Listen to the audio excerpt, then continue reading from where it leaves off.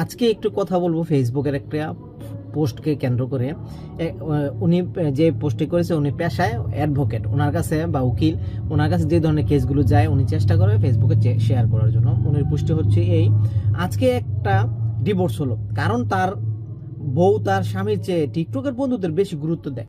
কিছুদিন আগে আরেকটি পোস্ট দেখছি, একটা নিউজ হয়েছে। নিউজটা হচ্ছে তার ওয়াইফের ফেসবুক পাসওয়ার্ড তার স্বামীকে না দেওয়ার জন্য সেটা ডিভোর্স হয়ে গেছে, সেটা নিউজও হয়েছে কয়েকদিন আগে। দেখেন কত ভয়াবহ অবস্থা সমাজে চলতেছে।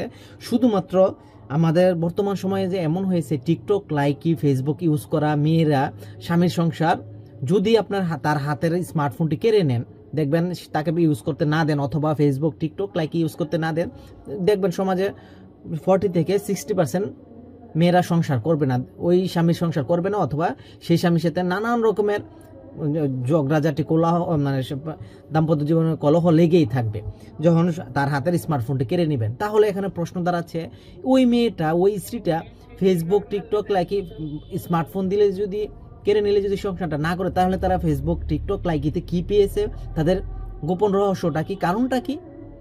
পাসওয়ার্ড স্বামী চাইছে, পাসওয়ার্ড দেয় নাই, সেটার কারণে ডিভোর্স হয়েছে।